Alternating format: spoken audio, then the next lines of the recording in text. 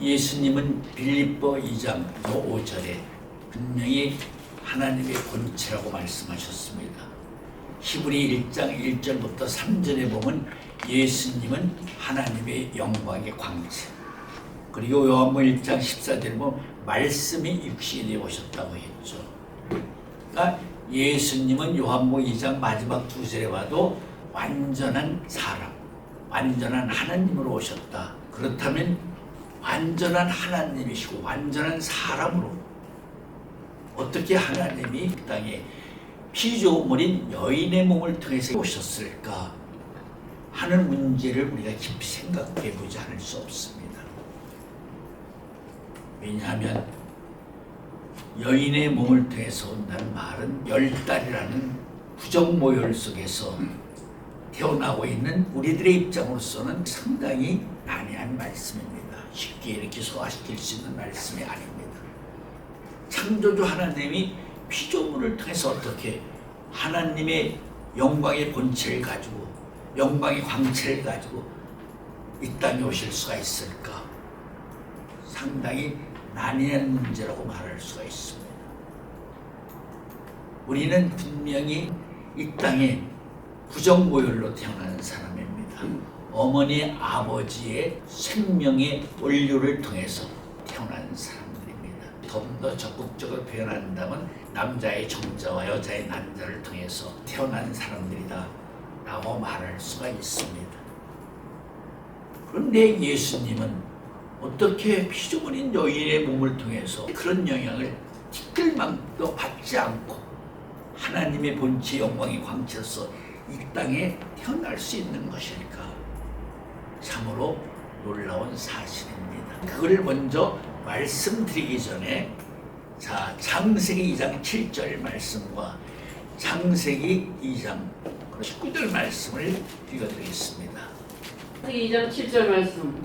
여호와 하나님이 흙으로 사람을 지으시고 생기를 그 코에 불어넣으시니 사람이 생명이 된지라. 그렇죠. 창세기 2장 19절 말씀. 여호와 하나님이 흙으로 각종 들짐승과 공중의 각종 새를 지으시고 아담이 어떻게 이름을 짓나 보시려고 그것들을 그에게로 이끌어 이르시니 아담이 각 생물을 일컫는 바가 곧 그 이름이라. 여기서 공통점이 뭐냐면 사람만 흙으로 진 것이 아니죠. 19절 말씀에 모든 짐승들과 날짐승을 비롯한 모든 생물들을 다 흙으로 졌다는 것이죠. 우리가 일반적인 개념으로 생각하면 만물의 영장인 사람을 흙으로 졌다면 사람을 지은 원료로서 그래서 짐승을 졌다는 말이 쉽게 편안하게 마음에 다가왔지 않습니다. 만물의 영장인 우리가 짐승들과 똑같은 재료를 졌어? 그래서 당연히 그건 차별화가 되어 있어야 될 텐데 어떻게 똑같은 흙으로 졌지? 이런 감정을 느낄 수가 있습니다. 그럼 여기서 말한 사람이나 짐승이나 흙으로 졌다간 흙의 의미는 무엇일까? 이 문제도 중요한 문제입니다. 이 문제와 하나님이 피조물인 여인의 몸을 통해서 이 땅에 하나님의 본래의 몸, 그렇죠? 하나님의 바로 본체, 영광의 광채로 어떻게 태어나실 수가 있는 것인가 하는 문제를 생각해 볼 절대적인 의미가 있는 것입니다. 이 문제를 설명하기 위해서는 우리는 이 점을 한번 살펴볼 필요가 있습니다. 아브라함과 사라가, 그렇죠? 99세, 그렇죠? 하나님이 언약하신 말씀, 사실은 아브라함에게 최초의 첫 번째 주신 언약의 말씀이 75세에서 주신 말씀이죠. 갈대우를 떠나라고 하실 때 이미 그 말씀 속에는 아브라함의 후사에 대한 내용이 함축되어 있다는 것을 알게 됩니다. 그런데 아브라함에게 후사를 바로 75세에 약속을 하시고 실질적으로 이삭을 준 나이가 25년 후입니다. 너무나 오랜 시간을 기다렸기에 사라가 자기 자신이 경수가 끊어졌기 때문에 차라리 나는 아이를 낳지 못하니까 하갈을 통해서라도 대를 잇게 하겠다 해서 아브라함으로 하여금 하갈을 취하게 해서 아브라함이 이스마엘을 낳습니다. 그래서 이스마엘은 이삭보다도 13년 전에 먼저 태어난 존재가 되었습니다. 그리고 나서 99세 때에 하나님이 등장을 하셔서 내가 명년 이맘때 아들을 낳으리라. 그 아들 이름을 이삭이라고 이름까지도 말씀해 주셨죠. 그때 사라가 장막 안에 있다가 그 말을 듣고 웃었습니다. 나는 여자로서의 생식 능력을 오래전에 잃어버렸고 아브라함 남편도 이미 남자로서의 부실을 하지 못하는 지가 벌써 수년째 되었는데 어떻게 우리에게 저 이삭이라는 아들을 낳을 수 있다고 말씀을 하신 것일까? 그렇죠. 당연히 사라가 웃을 수밖에 없었다. 우리가 공감할 수 있는 이야기입니다. 그러나 분명히 하나님은 말씀하신 대로 행하셨고 그렇죠. 이루셨다는 말씀이 사라에게 적용되어 있습니다. 그렇다면 사라에게 아브라함에게 바로 하나님이 주신 이삭은 어떤 존재로서 어떻게 태어난 것일까 하는 점을 우리가 심층적으로 깊이 살펴보아야 됩니다. 여기서 살펴보아야 된다는 말은 성경을 이면 속에 있는 이면의 뜻을 알 때까지 열심히 읽고 기도하라는 뜻입니다. 그렇지 않고는 이 문제를 인간의 지적인 생각으로는 풀어낼 수가 없습니다. 해결할 수가 없습니다. 왜냐? 분명히 사람의 형수가 끊어졌고 아브라함은 남자로서의 생리적 기능을 이미 상실했습니다. 그런데 하나님은 분명히 이름까지 내주셨죠. 그 아들의 이름을 이삭이라고 하라. 그러면 이삭은 어떻게 태어난 사람일까? 그런데 성경은 이삭에 대한 여러 가지 의미를 언급하고 있습니다. 이삭은 곧 약속의 첫 씨다 하는 말씀이 있고요. 이삭으로부터 난 자녀만이 약속의 자녀다 하는 말씀이 성경에 구체적으로 여러 군데 설명이 되어 있습니다. 그럼 약속의 자녀라는 말은 어떤 의미를 가지고 있는 것일까? 그 점을 우리가 깊이 공부해 볼 필요가 있습니다. 우리가 이미 알고 있는 내용 속에도 세례 요한이 성령으로 잉태되었다 하는 말씀이 누가복음에 잘 설명이 되어 있습니다. 사가랴 아들로 태어난 세례 요한이 분명히 바로 성령의 자녀다. 왜냐하면 너 부부가 나이가 많았는데 자식이 없었죠. 자식이 없었던 그들에게 가브리엘 천사장이 분명히 아이를 주겠다. 그걸 믿지 못함으로 사가랴가 아이가 태어날 때까지 벙어리로 지냈죠. 그런 과정이 누가복음에 잘 설명이 되어 있습니다. 그렇다면 성경에 들어있는 내용으로 볼 때 바로 성령의 자녀가 약속의 자녀고 약속의 자녀가 성령의 자녀다 하는 공통점을 발견하게 됩니다. 사무엘상 1장에 보면 한나가 등장합니다. 사무엘의 어머니죠. 한나와 분인나, 엘가나가 두 여자를 데리고 살고 있죠. 그러나 분인나는 자식을 낳았는데 한나는 자식을 낳지 못했습니다. 우리 엘리시상 때 한나가 바로 하나님의 성막의 문에 앉아서 열심히 기도해서 하나님이 한나를 생각하신지라 한 말씀대로 저희 사무엘 선지를 주고 말았습니다. 다시 말하면 바로 사무엘에 일어난 뜻이 내가 여호와께 구해서 얻었다. 그런 의미가 함축되어 있는 이름이기도 합니다. 그렇기 때문에 시편 99편에 보면 이런 말씀이 있습니다. 제사장 중에는 모세와 아론이요 부르는 자 중에서는 사무엘이라. 자, 시편 99편 빨리 읽어주시기 바랍니다. 보면 시편 99편 6절 말씀. 그 제사장 중에는 모세와 아론이요 그 이름을 부르는 자 중에는 사무엘이라. 저희가 여호와께 간구하매 응답하셨도다. 이 말씀의 의미는 제사장 중에는 모세와 엘리야가 가장 큰 대열에 있는 사람, 그리고 하나님이 부르신 자 중에는 사무엘이 첫째가 간다는 거죠.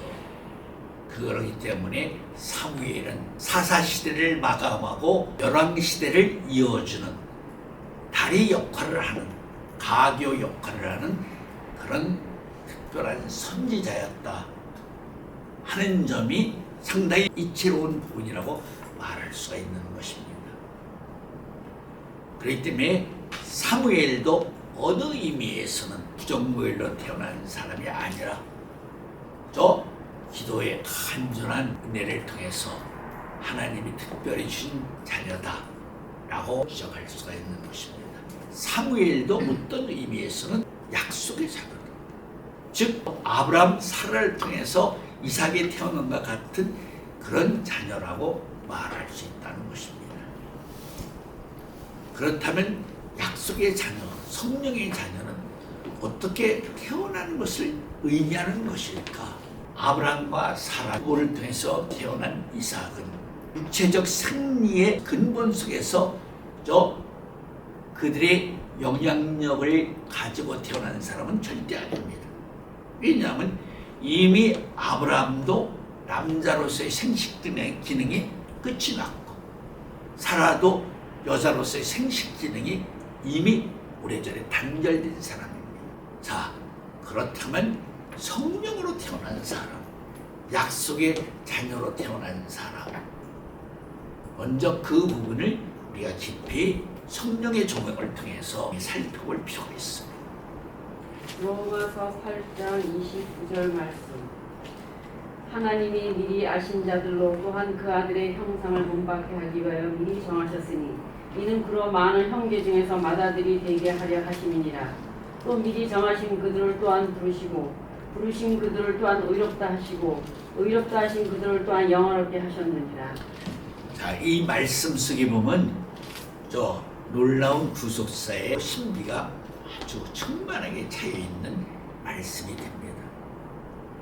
우리는 성경에서 신학적인 측면만으로 많은 말씀을 오해하고 있는 부분이 있습니다. 창세기 1장 26절에 우리가 우리 형상과 모양대로 사람을 만들자. 이 말씀과 창세기 2장 7절 사람을 흙으로, 그래서 흙 사람 그의 생기를 불어 생명이 된지라, 이 구절을 동일한 구절로 바로 인식하고 받아들이고 있다는 사실입니다. 그러나 여기서 한 가지 분명한 사실을 알아야 됩니다. 창세기 1장에는 여호와라는 말이 하나도 들어가 있지 않습니다. 창세기 1장에는 엘로힘이라는 전능하신 하나님이라는 말이 32번이 기록되어 있습니다. 그 안에는 여호와라는 말은 기록되어 있지 않습니다. 이 말씀을 한 저희는 이런 뜻입니다. 창세기 1장에는 하나님이 무에서 유를 창조한 바라의 창조의 세계를 말하는 것입니다. 여호와는 창세기 2장 4절부터 여호와라는 이름이 처음 등장합니다. 여호와의 지은 세계는 대략 이러하더라. 이것이 뭐예요? 창세기 2장 4절 말씀입니다. 그 말의 의미는 창세기 1장서 창세기 2장 3절까지는 원창조의 세계를 말하는 것입니다. 히브리어로 말한다면 원창조의 세계는 바라의 창조의 세계를 말하고 있고, 그렇죠? 창세기 2장 4절의 원료 창조의 세계는 재창조의 세계는 아사라고 말하고 있죠. 그런 입장에서 볼 때, 그렇죠? 창세기 1장에서 우리가 우리 형상대로 사람을 만들자고 하는 그 사람들은 뭐죠? 흙으로 지음을 받은 사람들이 아닙니다. 원창조, 말씀으로 지음을 받은 대상들입니다. 자, 이 점을 분명히 이해하려면 예수님이 하신 말씀을 기억해야 됩니다. 이 땅에 우리와 똑같이 식사도 하시고 화장지도 가시고 그랬죠. 예수님도 이 땅에 계시는 동안은 말씀이 육신이 되어 오신 예수님의 입장도 우리와 똑같은 성적을 가진 사람의 모습으로 우리와 같이 생활하고 계셨습니다. 근데 그분이 하신 말씀이 나는 위에서 났고 너희는 아래서 났다.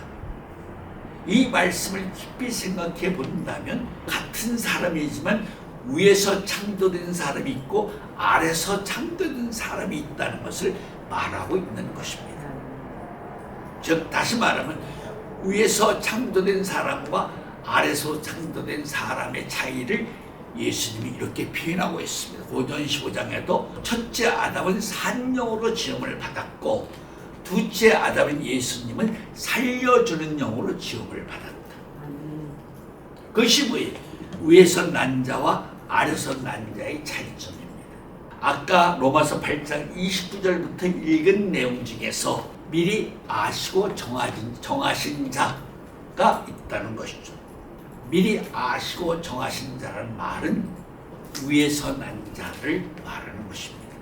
그렇기 때문에 에레미야 1장을 봐도 하나님이 에레미야에게 그렇게 말씀을 하고 있죠. 내가 태어나기 전에 내가 너를 알았고 너의 이름을 생명록에 기록해 놨다. 아직 태어나지도 않는 예레미야에게 하신 말씀입니다. 예레미야 1장 5절 말씀. 내가 너를 복중에 짓기 전에 너를 알았고 네가 태에서 나오기 전에 너를 구별하였고 너를 열방의 선지자로 세웠노라 하시기로. 태어나기 전에 말라기 1장에도 분명히 에서와 야곱을 말씀하고 있죠. 이미 태어나기 전에 내가 에서는 미워했고 야곱은 사랑했다고 말라기 1장에 분명히 기록되어 있습니다. 태어나기도 전인데 태어나야 그 사람이 어떤 행실을 함으로 말미암아 그 사람이 한 행실을 보고 저 사람은 옳은 사람이다. 저 사람은 그릇된 사람이다. 이렇게 지적하는 것이 공이라고 말할 수 있는데 하나님은 태어나기도 전에 에서는 미워했고 야곱은 내가 사랑했다 라는 말씀이 있습니다. 그럼 태어나기도 전에 그들의 존재가 이미 하나님의 안에는 있었기 때문에 하나님이 그렇게 말씀하신 것이지 존재하지 않는 무형을 대상으로 해서 하나님이 그렇게 말씀하실 수는 없는 것이다. 그러면 태어나기 전에 그들은 이 땅에는 분명히 없는데 그들은 어디 있었단 말인가? 바로 하늘에 있었다는 거죠. 창세기 1장 26절에 있었다는 거죠. 우리가 우리의 형상과 모양대로 사람을 만들자. 바로 온 창조의 역사 속에 사람들이 있었다는 것이죠. 이 말씀을 이해를 하려면 마태 24장 36절을 읽어보겠습니다. 마태 24장 36절 말씀. 천지는 없어지겠으나 내 말은 없어지지 아니하리라.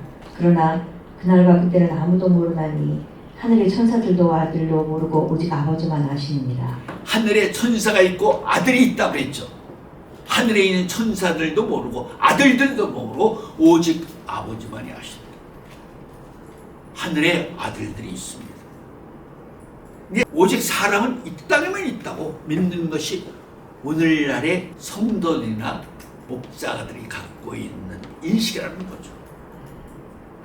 하늘에 분명히 아들들이 있습니다. 이 땅에만 사람이 있는 것이 아니에요. 하늘에 만나가 있었기 때문에 하나님이 궁창에 있는 하늘문을 여시고 만나를 비같이 내리셨다. 시편 78편에 있는 말씀이죠. 시편 78편 23절 말씀. 그러나 저가 오히려 위에 궁창을 명하시며 하늘문을 여시고 저희에게 만나를 비같이 내려 먹이시며 하늘 양식으로 주셨나니. 그렇죠. 하늘에서 이루어진 뜻대로 이 땅에서 이루어지이다. 이 땅에 있는 것은 뭐예요? 이 땅에서 창조된 것은 아무것도 없어요. 일반적인 학자들이 진화론을 주장을 하죠. 근데 성경은 절대 진화론이 존재할 수가 없습니다. 하나님 말씀 속에는 진화론이 있지 않고 변화의 세계가 있습니다. 변화의 세계. 이 땅에 있는 모든 존재는 다 하늘에서 온 것이에요. 셋째 날 하나님이 실을 만드셨다고 그랬죠. 하늘에서 실을 만드셨어요. 셋째 날. 실가 만들어졌기 때문에 필요한 지역에 하나님이 그 실을 가지고 재창조의 역사를 하신 것이다 하는 개념이 올바른 창조 원리의 본질이라는 것을 분명히 알아야 됩니다. 지구에 존재하는 모든 존재의 형상과 모양들은 다 뭐예요? 물질로 이루어진 존재죠.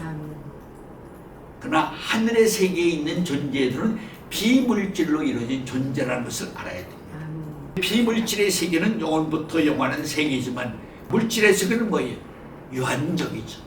시작과 끝이 있고 처음과 나중이 있고, 그렇죠? 바로 알파 오메가가 있다 하는 사실을 우리는 분명히 알아야 되는 것입니다. 창세기 1장 26절에 있는 우리가 우리 형상과 모양대로 사람을 만들자고 하는 그 사람들은 바로 하늘에 있는 사람을 말하는 것이고, 창세기 2장 7절 흑 사람 코에 생기를 불어 생명이 되었더라 하는 이 사람들은 뭐야? 물질로 이루어진 이 땅에서 지은 사람들을 말하는 것이다.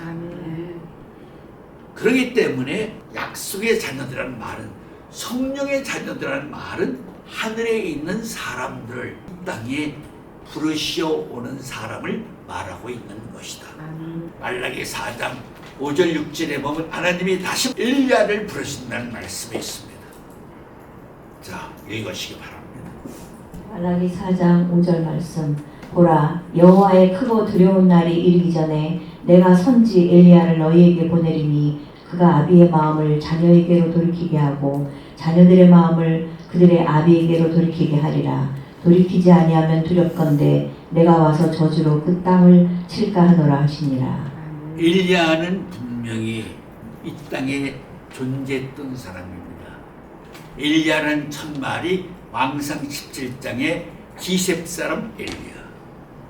그렇습니다. 엘리야가 이 땅에 와서 기도함으로 아합 시대에 3년 6개월 동안 비가 오지 않았습니다. 엘리야가 하나님의 말씀을 받고 갈멜산에서 허벅지 사이로 머리를 쑤셔놓고 간절히 기도함으로 말미암아 손바닥만한 구름이 나타나서 3년 6개월 동안 오지 않았던 비를 다시 쏟아지게 하죠. 그 전에 엘리야가 바알의 450명 선자와 불러 응답하는 싸움을 통해서 엘리야가 이기고 기손 시내가에서 450명의 바알의 선자를 죽였다 하는 사실 너무나 잘 알고 있는 내용입니다. 분명히 엘리야가 이 땅에서 그렇게 역사하다가 하늘로 올라간 사람인데 마지막 때 엘리야를 하나님의 다시 부르겠다는 거죠. 이 말씀을 하는 전 의미는 뭐냐? 하늘에도 이 땅에 올 수 있는, 아까 로마서 8장 29절부터 읽은 대로 하나님이 미리 정하시고 아신 자들이 하늘에 있다는 거죠. 아까 마태이 24장 그렇죠? 36절 말씀도 읽었죠. 하늘에는 천사들만 있는 것이 아니라 하나님 아들들도 있다. 욥기 1장에 봐도 하나님 우편에는 누가 있어요? 하나님 아들들이 있죠. 욥기 1장에도 하나님의 보좌에는 하나님의 아들들이 있었습니다. 그런데 오늘날 신학적인 틀에서 본다면 사람은 오직 이 땅에만 있는 것이 알죠. 그것이 얼마나 큰 하나님의 말씀을 오해하고 있는 부분, 외면하고 있는 부분, 짓밟고 있는 부분이라는 걸 지금 대략적으로 여러분들이 성경을 요모조모 제가 지적을 하면서 소개하고 있는 것입니다. 그렇다면 그들이 이 땅에 올 때에는 어떻게 올 수 있는 것인가? 로마에 가면 로마의 법을 따라야 되듯이 이 땅에 오려면 한 가지밖에 없습니다. 즉 여인의 몸을 통해서 이 땅에 와야 됩니다. 그게 재창조 역사의 창조의 원리이기 때문에 다른 방법으로 이 땅에 오지 못합니다. 이 땅에 올 수 있는 방법은 신령한 천사들이 천사의 길을 통해서 이 땅에 잠시 오고하는 것밖에 없습니다. 이 땅에 인자로 올 수 있는 방법은 재창조의 원리의 길을 따라서 여인의 몸을 통해서 이 땅에 와야 됩니다. 그런데 그렇다면 그들은 어떻게 올 수 있는 것인가? 하늘에 있는 사람들은 이미 말씀대로 부정모율로 태어난 사람들이 아닙니다. 예수님도 마리아의 태 속에 10달 있었습니다. 그런데 예수님은 마리아의 태 안에서 10달을 머물면서 자라시면서 생육 과정을 거치면서 마리아의 바로 육신의 세계와 정신적 세계에 전혀 만분의 1, 억분의 1도 감흥을 받지 않은 존재예요. 알았어요? 마리아하고는 전혀 다른 존재가 되는 것이죠. 자, 세상 말에 이런 말이 있습니다. 페인트통에 페인트를 가득 담아놨습니다. 그러면 깡통, 밑바닥까지 손을 넣었다 그러면 페인트가 채인 만큼 손에 페인트가 다 묻게 마련입니다. 마리아의 태중에 10달이 있었다고 하면 마리아의 정신적인 문제, 마리아의 육체적인 생리적인 문제에 어느 정도 영향을 받게 되어 있습니다. 근데 예수님은 절대 억분의 1도, 평분의 1도 마리아의 육체적인 생명과는 아무 연관이 없다. 왜 그런 존재가 될 수 있는 것인가 하는 점을 우리가 그렇죠 분명히 알아야 합니다. 자, 이걸 설명을 하려면 이렇게 말해야 됩니다.